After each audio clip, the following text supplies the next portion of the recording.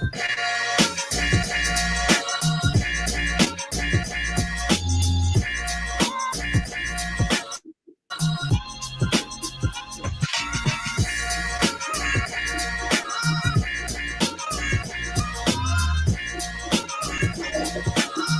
in.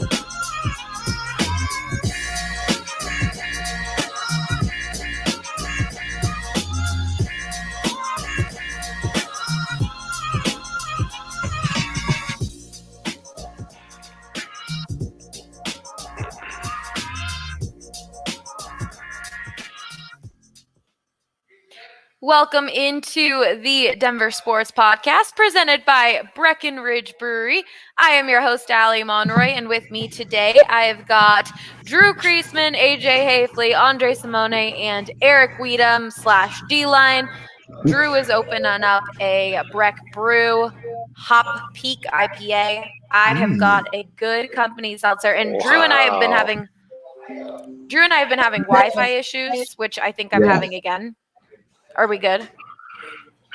Top-notch Wi-Fi. Top-notch Wi-Fi. Okay, we've been having Wi-Fi issues, so we need this for this Friday. No doubt. Cheers. Today, you guys can tell by the headline, we are talking about best draft classes in Denver sports history. The NFL draft is right around the corner, happening next week. We are doing an incredible draft day live like we've done for all of our other sports. So that's going to be awesome with Andre, Henry, and Ryan hosting, having a bunch of guests. Definitely check that out next Thursday. Be sure to follow our YouTube so you can see all of that. But yeah, so draft's coming up. We're going to talk best draft classes. And I'm actually going to start with AJ because I feel like last night before the Avs game, we were talking about a lot of different draft classes, and it's kind of hard to narrow down. AJ said there's like one I feel like is the best, but then there's others that are pretty close or could be even better in the future. So AJ, let's start with you. What do you think is the best draft class in Avs history? So I think we got to start with 1998. They had 4 first-round picks because the Avs wanted the goal was for the Avs to trade all 4 of those first rounders, move all the way up to number 1 and take Vincent Lecavalier, who Pierre Lacroix absolutely adored. Now, the Tampa Bay Lightning said, great, we'll take all 4 of those first rounders and Peter Forsberg, and we'll give you the chance to take Lecavalier. The Avs were like, that's crazy. We aren't going to do that. We'll hold on to Forsberg and the 4 first rounders. They used the 4 first rounders. They got 4 NHL players out of it, 3 of whom were on the 2001 Stanley Cup team. They got Alex Tanguay, Martin Skula, Robin Regeer, and Scott Parker. Now, all of those names are familiar to longtime Avalanche fans. Alex Tanguay is one of the better forwards in team history. Martin Skula was around for a few years, never quite lived up to his full billing, but had a nice career, was a legit NHL player, a good defenseman for a couple of years. And Scott Parker, sounds crazy to use a first round pick on an enforcer, given that enforcers don't even have jobs in the NHL anymore. But when you have 4 of them, why not, right? And Parker was a good one. He was one of the best face punchers of his generation. You know, everybody loves the Sheriff. One of the best face punchers. Wow. He was a really good face puncher. I'm gonna have to go Google face puncher highlights. He was a legitimately good fighter. There were a lot of guys that were willing to fight in that era who weren't really that good at fighting. Scott Parker would hurt you. Yeah, he was a dude that other dudes stayed up late at night thinking that guy's going to punch me in the face tomorrow.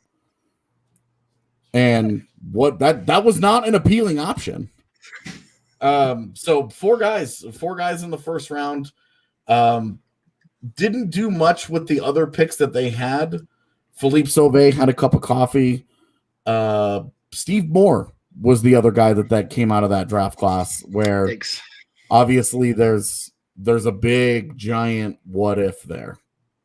You know, who knows? Maybe if Todd Bertuzzi was less of a piece of shit and didn't end his career because he was mad, then who knows? But the story of that draft class, those 4 first rounders, Robin Regehr, obviously, he was included in the Theo Fleury deadline deal shortly after, so he never played for the Avs, but ended up playing 1,000 games in the NHL. Wow. So all 4 guys, I mean, 4 first round picks, all of them ended up legit NHL players. It's hard to do today. It was really hard to do in 1998, and to get 3 guys who contributed on a Cup championship team 3 years later, that's the gold standard. You guys last night were talking about how this last draft might be a great one with Alex Newhook, Bowen Byram, and a few others, that they might be up there if they perform the way we believe they will once they get to the NHL. Yeah, this next class, the class that you could say right now the could be is definitely the 19 class. Obviously, Bowen Byram, Alex Newhook in the first round. Yeah, those guys are off to great starts. Bowen Byram's already in the NHL, and for a 19-year-old, I'm not going to sit here and tell you that I've spent the last 30 years watching every teenage kid come into the NHL, but it's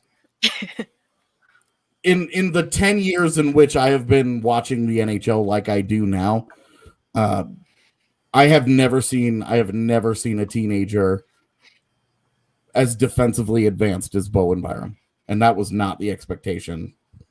That was not his hype when he was coming in. It was going to be about offense first, and then we'll see defensively. Yeah. And defensively, he ended up being exceptional, with the offense lagging far behind. So, reminds me of a third baseman. Yeah, we'll see, right? Now, yeah. If he can get to that kind of level, while Cale Makar and Sam Girard are still there, but I'm not going to get into this again. But Alex Newhook, I love this. It's my favorite song right now. Alex Newhook tore up college hockey for 2 years, went to the WJCs, showed well for Team Canada, and then has been promoted into the AHL and has 3 AHL games under his belt and has scored in 2 of them. Yep, I was going to say, and he's scoring goals, and people are loving it. Every single Avs show, people are in the comments about Alex Newhook and Rampo Santa. Yeah, Sampo Ranta is definitely another guy to be excited about. The other guys in that 19 draft class, though, Drew Hellison, a rugged defenseman, more of a defensive defenseman type. I've always said that if he maxes out, he's Adam Foote. And he just had a big time breakout second year at Boston College. Still, so again, this class is still almost all potential. Yeah. But it's trending in the direction that makes you very excited. Drew Hellison's first year was very, very mediocre and very forgettable. But his second year was exactly what you wanted. And right now he's in line to get a contract at the end of his junior year next year and start his pro career.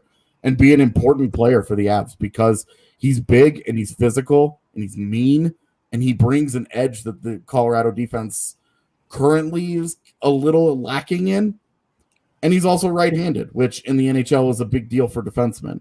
They're very hard to find. So you've got that guy. Mid-round picks are always a who knows. Matt Steinberg has kind of been a ghost this year. He got hurt and we don't really know anything else. He just sort of disappeared. Alex Bocage has been one of the elite goal scorers in the queue for the last couple of years and should be turning pro any day now with an ELC and has an NHL caliber shot right now.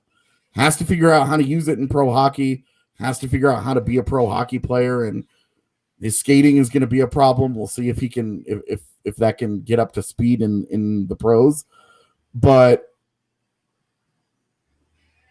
that is a guy with a lot of hype. And then the last couple of guys, Sasha Mutala, Luka Burzan, guys that we like on the Avs side of things. You never know.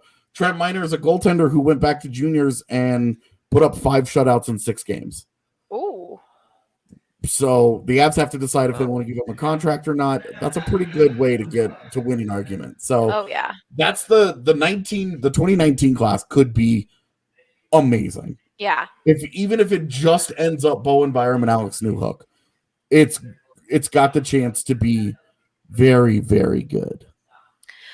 When we were talking about this topic that we wanted to do this week, I was talking to AJ and I was like, no way we could. Some of our other shows, we talk about best athlete, best moment, and we can all like decide on one together, which one's the absolute best between Denver sports. But all the drafts are just so different. And I mean, hearing AJ talk about, like the juniors and just the AHL, and then Drew, you also agree, you've got the minors. Like, it's so different compared to basketball and football, baseball and hockey. So there's no way for us to choose really one, especially because baseball, I mean, how many guys get drafted, Drew?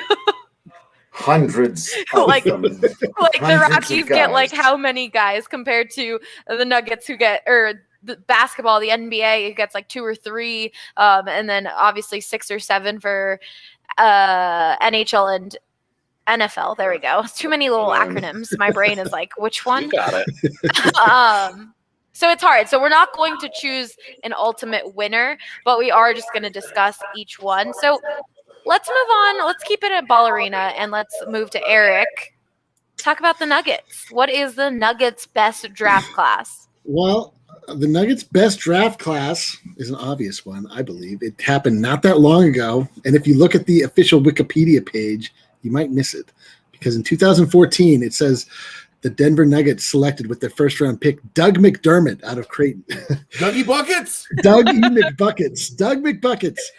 Exciting which is stuff. True. Yeah, which is true. They did draft Doug McDermott, but they drafted Doug McDermott for the Chicago Bulls because they had made a trade to acquire the rights of one Gary Harris, and then they also got a pick from the Bulls that they conveyed into Yusuf Nurkic that same year. And then in the second round, they got a player you may have heard. His name is Nikola Jokic, of course. They picked him number 41. There was a quesarito on the screen while it happened. Yep. It was a big deal. That's like his claim to fame, honestly, here in Denver. You know, it's just the quesarito being on the screen. When Taco Bell said that they were canceling the quesarito, all I could think about was Nikola Jokic.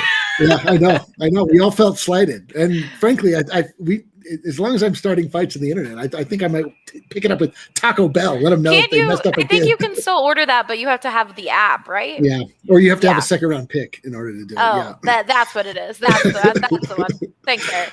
So like this. I mean, this was like really exciting at the time. I remember. Nikola Jokic was obviously like, I knew of him a little bit because I may have told you the story. Like I sat in my cubicle, a cubicle that was across from me was a guy that was from Greece. And so he was like very, very tuned into that region of the world. And so he was telling me a little bit about how Nikola Jokic had won MVP of the Adriatic League. And you should be, and so that was like kind of exciting. But as far as we knew, he was just going to be a quote unquote draft and stash, and he would just play out in the European leagues. We'd hear tale of him. Maybe he'd come over, but he ended up coming over right away. And then Yusuf Nurkic, I absolutely hate him now. And the reason I hate him is because I loved him. Same thing with Carmelo Anthony. Like he, don't get Drew started on. Don't bring up Carmelo Anthony. Well, this is frankly, that's on Drew if he wants to bring it. But I'm saying like Yusuf Nurkic is just like, he comes into the league. The story with Yusuf Nurkic is that he was just this. There was an NBA or a basketball scout that came across Nurkic's dad. Nurkic's dad is like he's like 6'9", like almost 400 pounds, and he's a police officer. And he's just this giant mass of a human being. And the scout asked him if he had a son, and he was like, "I do have a son." And so he like got him into basketball, and that's Yusuf Nurkic. What a story! Yeah, super weird story. So he's just this giant Bosnian. And when he first came over, he was named the Bosnian Bear. And then it turned into the Bosnian Beast. And then it turned into the asshole. Now we all hate him because he quit on the Nuggets. And Adult language, Eric. It is still 3 o'clock. AJ used the S word earlier, so I felt entitled. But he, so he, AJ's face. yeah, but he, like the first while that Nurkic was here, he, he went up against Boogie Cousins and he like blocked him and he clowned him. He like knocked him down and pointed at him. And I was like, what? This is incredible. Because the Nuggets had just been pushed around for years and years. And Gary Harris, Gary Harris was very slow coming out of the gates. It's sad because two of these three guys have now been traded, but they were very fundamental to the rebirth that the Nuggets are now enjoying the fruits of. But, at the time I didn't quite know what we had, but it did feel promising. I loved that Tim Connolly was like such a wheeler and dealer on draft night, which he has continued that trend. That's like who he is. He's always like looking to turn one pick into two. And sometimes that turns into you draft, Tyler Lydon. Yeah. You end up, you draft, Donovan Mitchell and it turns into Tyler Lydon because you try to be slick, but every now and again it works. Like this last draft, this most recent draft, this could be another situation where, it's very recent, so we don't know exactly how it would have turned out. It's hard to say it would be now, but when we got both Zeke Naji and also RJ Hampton, who, if the Nuggets are able to actually do something with Aaron Gordon under our roof with, the trade we were able to make with RJ Hampton, that will end up looking really good. But the other draft class that is, sort of scratches that is 2016, where we got Juancho Hernan-Gomez. This was another one where we ended up getting more picks by trading. Obviously the first pick we got Jamal Murray, the number 7 pick, the very obvious pick. But then we got Juancho Hernan-Gomez and Malik Beasley, who are 2 great players. But because of Conley's success in the draft, we just had so many players. We just had so many good players that nobody could, like half of them couldn't get any minutes. So we just had these like really transcendent players that were just sitting on the bench. So it's hard to like really say that that ended up being a really great draft class for the Nuggets because it didn't super benefit them. We ended up having to trade Hernan-Gomez and Beasley for just 1 draft pick. I was going to say if that trade was just a little better, then that draft class could have meant just a little more. And totally, Malik Beasley and Juancho Hernan-Gomez did great things for like the culture of the Nuggets and like the fans loved them, but just like, okay, Andre, roll your eyes. But like production on the court, of course, was just not equivalent to like Gary Harris, Jamal Murray, and Nikola Jokic. Yeah. And I was like, I was kind of like scanning back through the annals of time here to see if there were any other amazing draft classes. And I have to say, there were not. Nope. There were like Andre a couple shaking good players. his head. A couple good players every now and again. You get a Dikembe Mutombo, but then you pair him with a Mark Macon. Yeah. I'll get you. I mean, we got like Jalen Rose. You paired that with a Brent Barry. It's just, a lot of like, and it really explains why the Nuggets were just in a terrible wasteland for years and years and years and years and years. And what it means, like the difference between having, competent management at top with an actual plan in place and like how quickly you can turn around an entire organization and how, like one thing begets another. And now, we're in a place where we're actually not just crying for people to pay attention to the Nuggets. They're actually paying attention to them. So it's a beautiful thing, but that all started in 2014. Yeah. We should just give you a round of applause. You ended that so well. You tied full circle. Speaking of just the Nuggets and the Avs, we had a In Your Feels Avs show last night. That was so great. Avs fans highly recommend going to listen, especially the ending of that. And basically, AJ and Rudo were just saying like, and so many people in the comments, which is just so great, is that these runs with the Nuggets and the Avs are even more fun because of the community that we have around each other. And like being able to come to the DNVR bar, watch a Nuggets game. Like I said last week, like if you're a Nuggets fan, you got to come down here. It is just such a fun environment. Same with the Avs, but I feel like you really have there's nowhere in Denver that has like this type of energy. Like when Gary was still on the team, they were like chanting Gary Harris. Yeah. It felt so good. And I just feel like there's no other real bar or anything like that has that environment except the arena. So Nuggets fans, you definitely have to come down here. Avs fans, it is so much fun. There's so many great memories. And basically like this would obviously still be incredible, but you just have such a family, a community that makes it even better.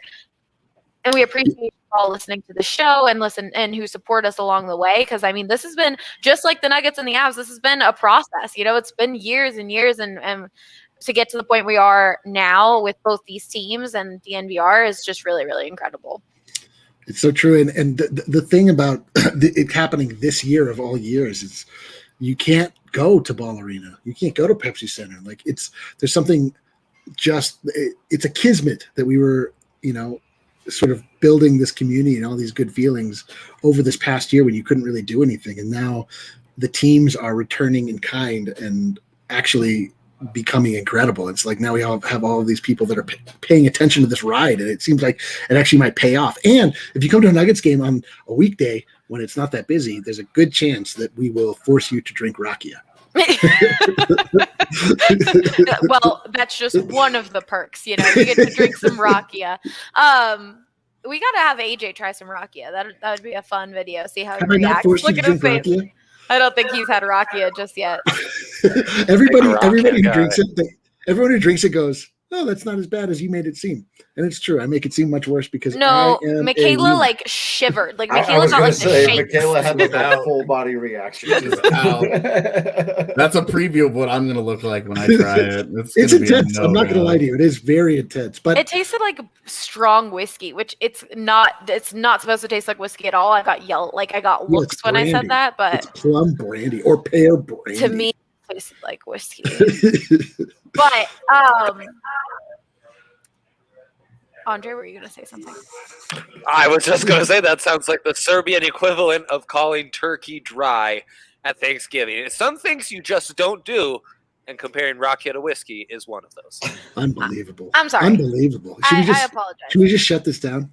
Anyways, I had a great transition, and you guys distracted me. I'm trying to get it back, but I really don't remember it. It's a great time to be a DNVR member. You get to come down to the bar. You get member-sized beers. And also, if you're a Breck Brew fan, we've got Breck Brew on tap. What kind of accent was that? And we are going to rumor on the street as we're going to get some good company seltzers in here, so you get to try them. There are so many great things. When you sign up to become a DNVR member, you get to add it onto the DNVR Lounge Discord, which I've told you guys so many times before, is like a community. And if you're just watching us on YouTube and you do not know who we are, go to thednvr.com, or you're just listening to the podcast for the first time. We just do an excellent job 5 days a week, cover all the sports. These guys kill it. Like I said, draft show coming up. It's really for the diehard fans. And right now, if you sign up to become a member, you get an annual DNVR member. You get a free shirt of your choice from the DNVR locker, but you will also get a recovery holistic stick from Holistic Wellness. You guys all know we love CBD products, and Holistic Wellness is just one of them. It's like a little stick that you put in your drink, and it helps you with aches and pains, tiredness, migraines, all that type of stuff. And if you go to holisticwellness.com, use the promo code DNVR30, and you will get 30% off your first purchase. So definitely check that out. And it's such a fun community, guys. It's awesome to see you guys and meet you guys. And that's a reminder, if you come down to the DNVR bar and you see us wandering around, don't be shy. Come say hi. We love meeting you. We love talking to you. At least I do. I guess I can't speak for everyone else here, but yeah, don't talk to me. I've got my own thoughts going on. All right. The Nuggets play tonight. I have been just obsessed with Michael Porter Jr. 3-pointers on DraftKings Sportsbook because it's just giving you free money. Go get that. Go be a part of that. Andre, what are a few other bets that you would place tonight for the Nuggets? For the Nuggets, I love Will Barton. I think this is a Will Barton night, over 14.5. You can ride that easily. And then Drew's got a member of my circle of trust on the mound tonight for the Rockies as well. So, good day of wagering all around in this gorgeous city, yes. You gotta like it when he's on the mound. Good chance for the Rockies to win. That was my DraftKings pick of the week on the other show. So There you go. Oh, to nice. give away. Now you double dipped. If you got that, you gotta watch Rocky's podcast to get those normally. But you got lucky. Take the Rocks tonight. It doesn't sound like double dipping. That sounds like getting to skip your show. Here we already got the info. No. Nah, why would you do such a thing? Why would anyone? I'm just kidding. I would never. 24/7 Colorado Rockies. I would coverage. never miss it. The Nuggets are on tonight. The Rockies are on. Definitely check that out. Like I said, come down to the DNVR bar. But we've also got some UFC happening this weekend. And right now, DraftKings Sportsbook is offering you could turn $5 into $130 in free bets if the title contender of your choice wins. You got to download that top-rated DraftKings Sportsbook app now and use the promo code DNVR to get in on that deal. Place your bet and watch the fist fly this weekend. That's code DNVR to turn $5 into $130 in free bets if the fighter of your choosing takes home the crown. For a limited time only at DraftKings Sportsbook. Must be 21 or older. Colorado only. New customers only. Restrictions apply. See DraftKings.com/sportsbook for details. And if you have a gambling problem, call 1-800-522-4700. I'll get fast to that. Everyone else on this can read those so quickly. It just takes me a little longer, but I'll get there. Before we get into Broncos and Rockies, Strava Craft Coffee. If we're not drinking Breck Brews, we are drinking some Strava Craft Coffee. We have it on tap at the DNVR bar. Their cold brew. It is so good. I highly recommend it. It wakes you up. As Brendan Vogt says, you're honking like a goose when you drink it. So they also will have a stand at our golf tournament tomorrow. Ooh. So in the morning before golf, you'll be able to have some Strava Craft Coffee. And they're one of our longest partners, and they're not feeling the love like they normally do from you guys. So please, we've always told you guys, supporting our partners really helps support us. So you can save 25% off your first purchase when you use the code DNVR25. Definitely go check that out. And like I said, you can get it at the DNVR bar. You can order it. There's a monthly subscription, so you never run out of coffee. And then you can get it at the golf tournament tomorrow, which is going to be so much fun. That's going to be confusing. We won't know if it's the actual geese that are honking or the members. Oh, God.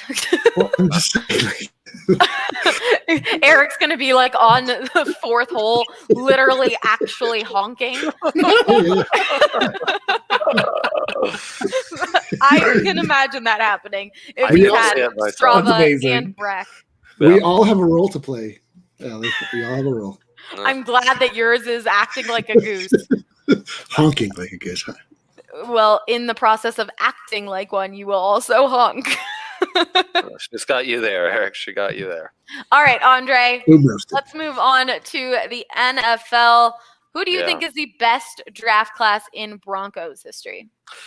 It's a fun little debate. It all centers around a couple different draft classes that, like AJ's, the Avs were key in some championship runs. Obviously, Eric with the Nuggets didn't have such an option when he was sifting through his draft classes for the Nuggets. Real.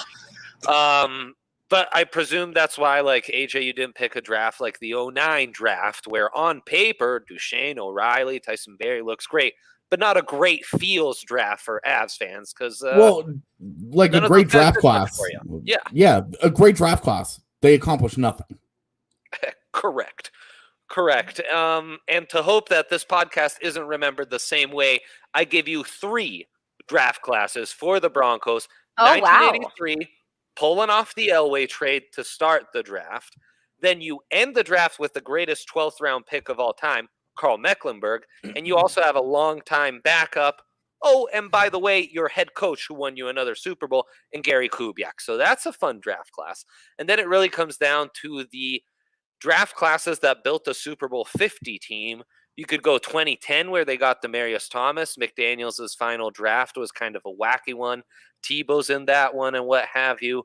But it really is going to come down to 2011, where you have Von Miller, Raheem Moore, obviously not remembered well, but a key starter for his first 4 years. Orlando Franklin, another key starter, and Julius Thomas, who, while he was a bit of a shooting star, that stretch he had under Peyton Manning was really spectacular. So you have, 2 stars and 2 solid starters there.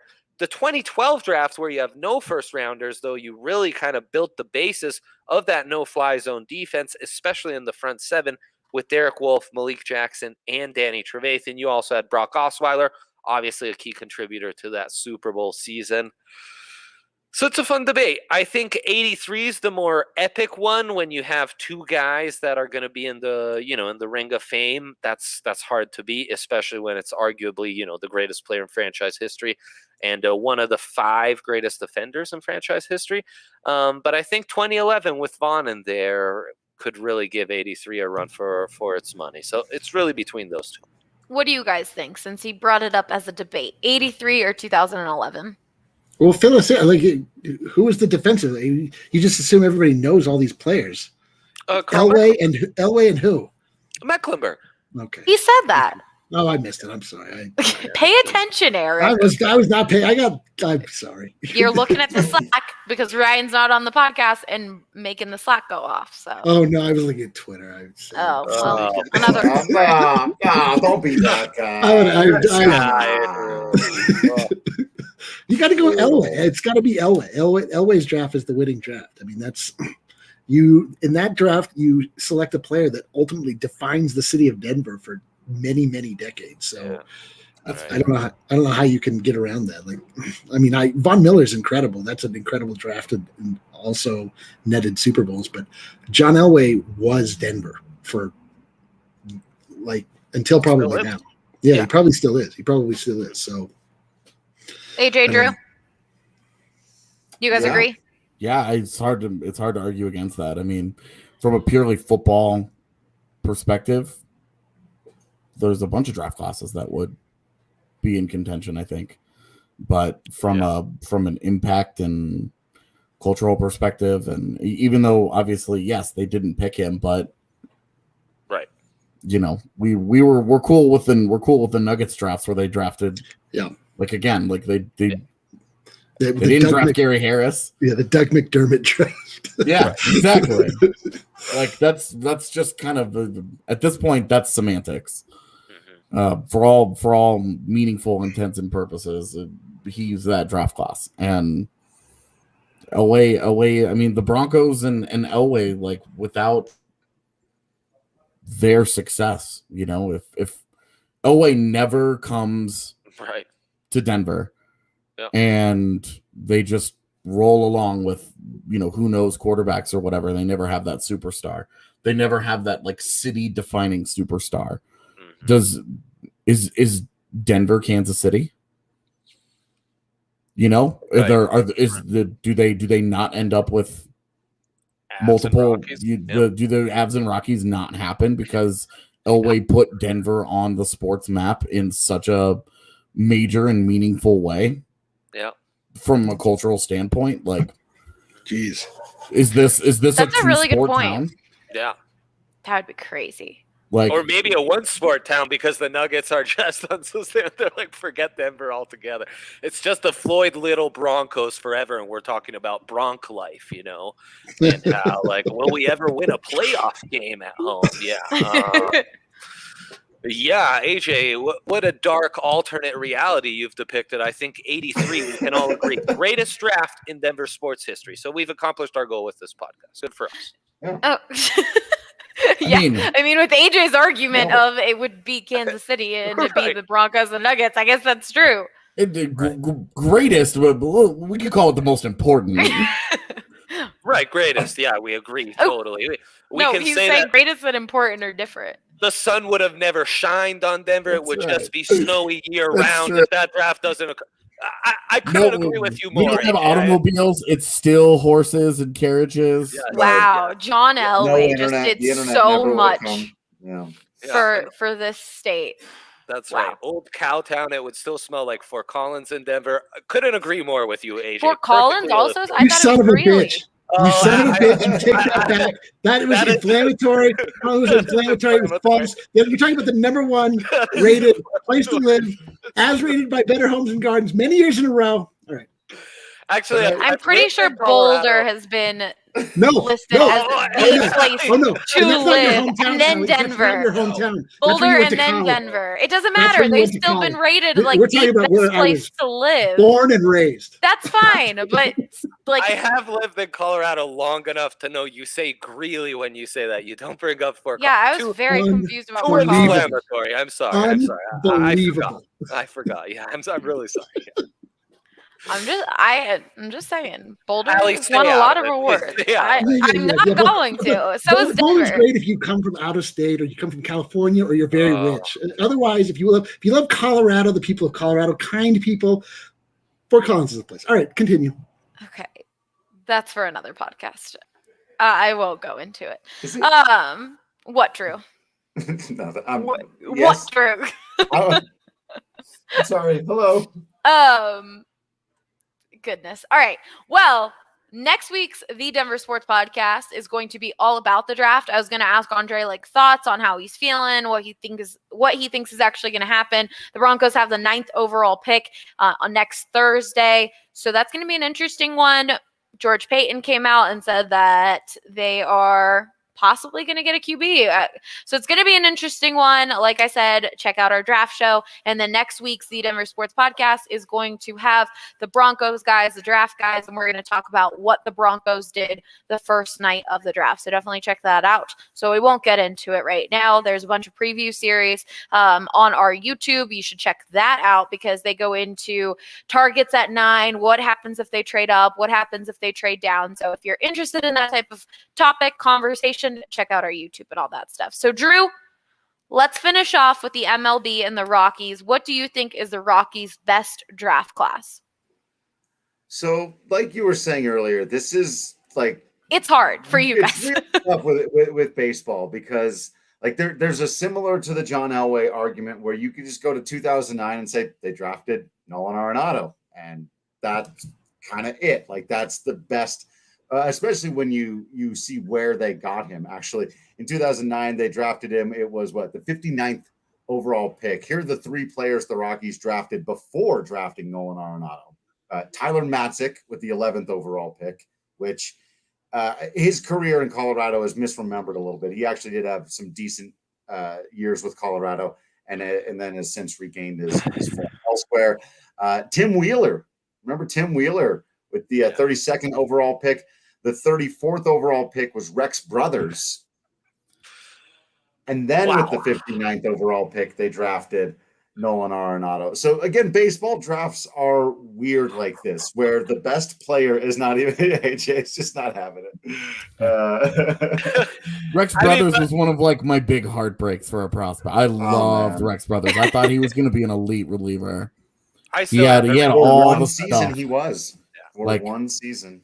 He had all the stuff to be a special, left-handed, impact reliever, not just a loogie. And these much for that. Hurt. Yeah, these names hurt to hear you list off. So much hope. So much. Hope. Just a few other big leaguers who were also taken in that draft: Ben Paulson and Rob Scahill, Dustin Garneau, just organizational guys. But sneakily, way down in the 29th round, Corey Dickerson was also taken in the 2009 draft. So again, this is one of those things where yeah, I mean, and then Dickey had a couple of nice years for the Rockies. Then it gets included in the trade to Tampa Bay to bring back Armand Marquez, one of the best pitchers in franchise history. So that 2009 draft is pretty dang solid, and especially if you're inclined to go with just top end. They really only had 2 picks from this draft hit, but they were Nolan Arenado and Corey Dickerson. The rest of these guys were okay for the Rockies at best. Like we said, one great year out of Matzik, one great year out of Rex Brothers, and then whatever. In 2012, they had another draft like that where, David Dahl, Eddie Butler, Tom Murphy were their top 3 of their top 4 picks, all guys that made it to the big leagues, but there's a depth there. I actually do think that 2013 is the best draft in Rockies history, unless again you're just going Nolan Arenado is trump card, they win. But it's certainly the draft where they got the most number of picks correctly, getting John Gray and Ryan McMahon with their first couple of picks. Gray is going to have a bunch of franchise records by the time his time is done here, even if it's after this season. Ryan McMahon is finally looking like the all-star we believed he could be. Dom Nunez was also taken in that draft. Don't forget about guys like Pat Valleca and Mike Tauchman, who have been major league contributors. You gotta love the late night. What, Scott AJ? Olberg, like he's not having it. Nothing. You gave me a disgusted look because I said late night. Good. Nothing wrong with the late night. And that's the thing, like baseball drafts, they're so like, do you want to go with the one where they ended up with 6 big league contributors, none of whom were superstars, or the one where they missed on the vast majority of their picks, including their first, second, and third overall? But with their 4th pick, they drafted arguably the greatest third baseman of all time. So that one wins. Yeah, and a 29th pick that netted them ultimately, arguably the greatest pitcher in franchise. And that's the other thing. When you land a great,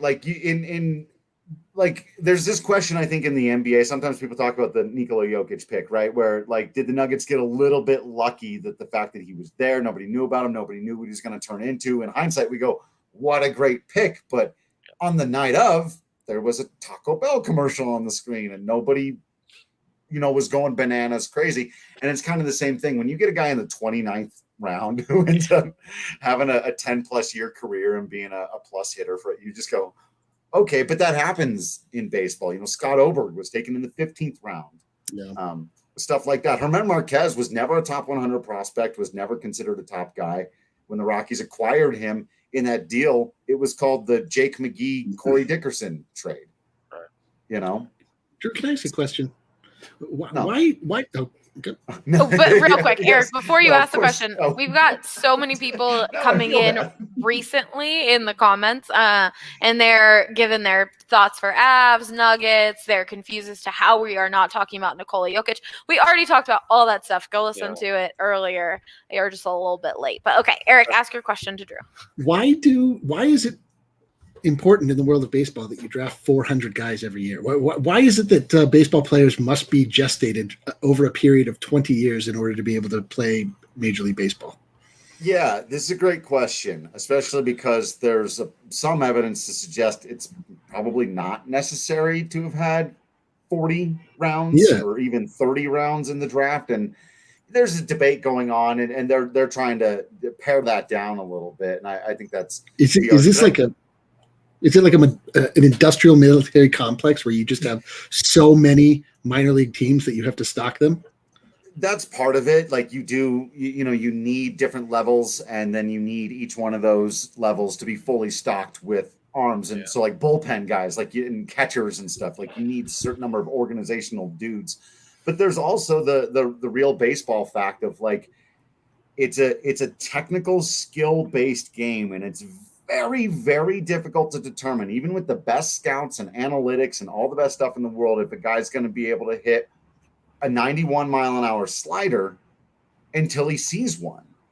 And he may not see one till he gets to AA. He may not see one till he gets to the major leagues. And there's just so many stages along the way. Can you hit a 94 mile an hour fastball? Okay, well then maybe you can play at single A. Can you hit a 96 mile an hour fastball that's well located? That's a whole other story. And it's just baseball finds a way of weeding out the guys. But yeah, it's amazing. You'll still see someone like Josh Fuentes, who did not get drafted, went undrafted through back when there were 40 rounds, and still finds that stuff is crazy to me into a job. And because what he did essentially was show up on the day and show to the coaches, oh man, none of the technical skills right, the body stuff didn't look right, the swing didn't look right, but when the 96 mile an hour fastball arrived, he hit it. And we all just have to so baseball is frustrating in that way. You think you've got it figured out. Look at Trevor Story right now. The guy swung and missed at a 93 mile an hour fastball right down the middle to strike out the other day. The runner on third base and nobody out. And you just go, how it's a brutal game. It's so difficult. And so it's just, the difference between being okay and good and great in baseball is such a thin margin.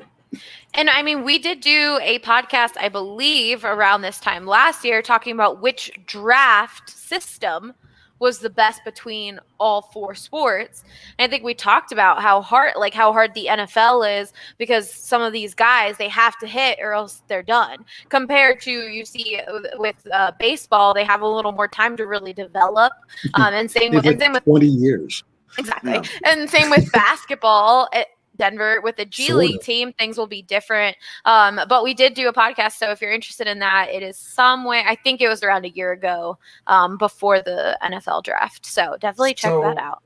This is a great example. This is a story Drew Goodman just told on the DNVR Rockies podcast, so everyone should go and listen to that, especially since I gave you some free content earlier. Talking about the Houston Astros, right? Considered one of the smartest teams in baseball over the last several years from an analytics standpoint.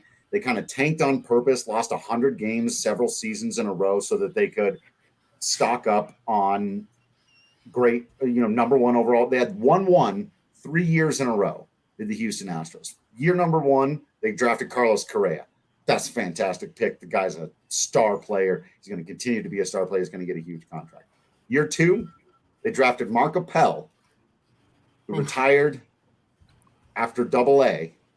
In year three, they drafted a guy named Brady Aiken, who didn't even sign with them immediately over contract issues. And then he couldn't end up back, and he ended up getting hurt, and he's never made it.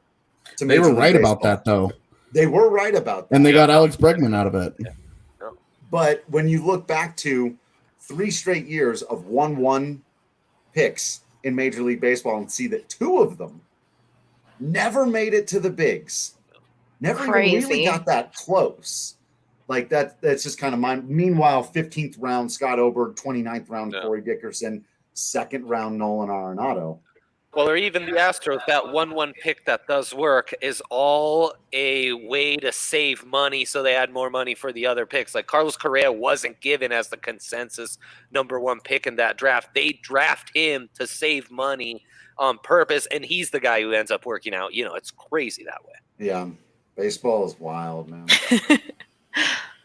This was a great episode, guys. I really enjoyed this talk. And it's just so interesting to see past conversation, like past drafts and how they turned out and the effects that they had in Denver sports, and these recent drafts that could have a similar effect in the future.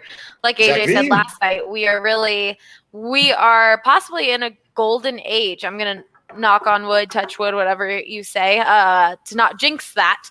But we are entering, hopefully, a golden age, or we're already in a golden age of Denver sports, and it's really exciting to see. We're not done yet, though, because we've got Who Won the Week, and I think the Avs are going to win, but we'll see. They secured a playoff spot for the 4th straight year. I don't know, AJ, if that was going to be your argument, but let's move on to Who Won the Week, and then we will be done. But first, Mike and Virginia will work tirelessly. Sometimes words are hard, guys. Tirelessly to find the best loan for your situation, whether you're looking at refinancing your current mortgage or buying a new home. Like I said, Mike and Virginia will make that process as simple and smooth as possible. Plus, they're big Denver sports fans, big Denver Broncos fans. You should check them out. Like I said, supporting our sponsors supports us. Visit them at DNVRmortgage.com and enter to win a free DNVR shirt or hat when you do. Most importantly, get set up with a free consultation to discuss all of your options. Like I said, DNVRmortgage.com enters you to win a free shirt and hat when you do. Michael Chevalier, NMLS 1931006. Virginia Chevalier, NMLS 1910631. Getting better. Booyah. All right. You really nailed that NMLS. You've been NMLS. working on that. MLS. LMLP. Nummels. Milan wants you out, Eric, and wants out. Milan, listen. If you want Adam, you can get your fill of Adam. I understand the desire, but please. Harsh. And then we've got where is it? Max saying, I think a worst draft class in Denver sports history would be fun as hell. I think that I would get yelled at and be told that is a Monday-ass topic. It's a Monday topic. That is a Monday-ass topic. instead of a Friday one. So I agree that would be an interesting one. Last time I did best worst, everyone didn't like the worst one. So I don't know what to tell you. Ryan said came in to say McCart for the Norris. Here's No Oh, doubt, yeah. no doubt. He's a Norrisman. No doubt. But okay, I think I got to all the comments. We've got a lot of people here. Hello, DNVR World. Hello from Serbia. Hello from Italy. We appreciate you guys all watching. One of our Serbian brothers. Okay. Who won the week? Who did the most and who did the least? Who was the dog and who was the beast? Who's in the boat and who's up a creek? Let's see. Who won the week? Just love it. All right. Let's go with Andre first. I think there's an obvious answer this week. Yes, I said I that don't know already. that there You weren't is. listening. The I don't know Avs. that there is. Week. He I the said Avs. that. I don't know if you know this, but no. All right. Andre, go. Yeah, the Broncos win the week because the odds of Mac Jones in the 3rd overall pick by the San Francisco 49ers are only increasing. It's seeming more and more like a lock, which is going to open up the world for the Broncos at the 9th pick or trade up options, whether it's a transcendent tackle in Penei Sewell or 2 potential franchise quarterbacks in Trey Lance or Justin Fields. It's all working out great for new GM George Payton. Wow. Wow. Oh, you ended that like a newscaster. I did. It's all I did. working out in the end for George Payton. Coming up next at 9. Back to you. That's, I see people around the company creating fire content on video and stuff. Just got to remind people who the king is, We All never right, forget. Eric, We never forget. why did the Nuggets win the week? Go. Oh, no, hold on. I've got to reset. No, stop. Go. The Denver Nuggets Oh, won no, the week too late. because No, too late. You're done. mute these fools. It's Go. over, Eric. The Denver Nuggets won the week. Stop. I'm going to pause you again. You get to experience what poor Brendan Vogt or Harrison Wynn get to experience when they have to read ads and you guys won't stop talking. Wow. So, haha, Eric. What? I don't understand. You're Go. whatever. Okay. The Denver Nuggets won the week. Why? Because they had their brother, one of their core players go down, Jamal Murray. And they've only rallied since then. They've won every game since he has departed, sadly.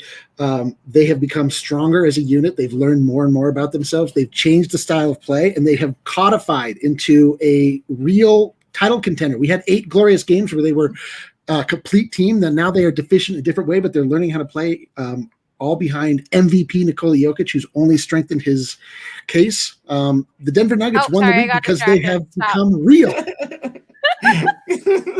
This sucks. Andre, hello. I would Okay, like extra six some Oh, instant my replay, some robo-umps. I'm throwing the yellow flag on the what? Okay, My man. Darko was in here like, I've been waiting for half an hour for Nuggets discussion. So Oh. it threw me off. We talked Oh. about them so this show has been 54 minutes. We talked about them before 20 minutes Darko. into the We podcast. So talked about them a little. I'm sorry, Darko, but you got to go listen back. So I got distracted. Sorry. And while we are live, Darko, you can rewind and watch the beginning of the show right now and then get caught up later. It's a beautiful thing. Yes. You too. Technology. So I'm sorry you haven't had Nuggets discussion just yet, but it happened earlier.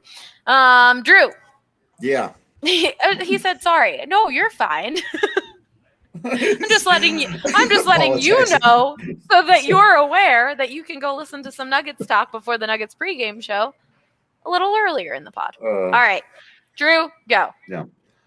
Well, so the Rockies won 2 baseball games in a row, which technically counts as a sweep. The Houston Astros, who won the World Series not that long ago, and so the Colorado Rockies win the week. Look, they won baseball games. The starting pitching has been fantastic. The rest of the team exists, but their starting pitching has been absolutely fantastic. They won 2 baseball games. They're not going to have a lot of other opportunities for DNVR. I'm Drew Kreisman here on this team. Okay. Wow. Yeah, I had to include the ending. I'm sorry, Andre. I'm sorry. Wow. Oh, It was 32 seconds, but 2 in a row. okay. All right, AJ. Why did the Avs win the week? They didn't. The Nuggets did. Yeah, that's right. Stop. What do you mean? The Avs secured the play. The They Avs secured just took care of the Avs just took care of fourth business. time, The Another best, day the at the best is office. yet to come for the Avs. 4th year in a row. Yeah. So what? Making the playoffs. Making the playoffs is There's step 12 one. games left. So what? That's great. Yeah, they've That's been why awesome. they won the week. No, They They were in haven't lost COVID. in regulation since them- when? They've lost they in didn't play regulation in most- 21 games. They were in COVID for the whole week. What are you talking? They played one game. They won the one game. They clinched the playoff berth. It was a formality. It was fine. What the Nuggets did without Jamal Murray was significantly more important than what the Avs did this week. I their agree one that what the game. Nuggets said was important, but I'm just saying, as an Avs argument, there is an Avs argument. Oh, I mean, like, I know. look, The moderator. they clinched the postseason. They won their only game. They're fine. Like, they're in fine position. But for who won the week? And as always, I'm going to be honest, it was the Nuggets. What the Nuggets did this week was way more important. Can All I right, have the Avs- Avs just so I can catch that dub? Yeah, you can. Do you want me to give you 30 more No. seconds? It feels dirty and wrong to bail on the Rockies in one of the few weeks where they're going to have won 2 baseball games. They're going to win more baseball games, sure. They're going to do it. Stick it. I like the They're positive Not nearly energy. as terrible as I thought they were potentially going to be. You know, Just they silver can't- linings. They can't beat Won the Dodgers. week. Silver linings. Go vote on Maybe. who won the week on Twitter. Thank you for listening. Go watch DNVR Bets Daily. They'll be talking about Nuggets bets, Rockies bets, and other stuff. So that's a great show. Rockies podcast coming up. Then you've got Nuggets pregame. Then you've got Nuggets postgame. It is a busy night at DNVR like it always is. Follow us on YouTube. Give this video a like, subscribe. We will see you guys next week. Oh, it didn't work. Nope.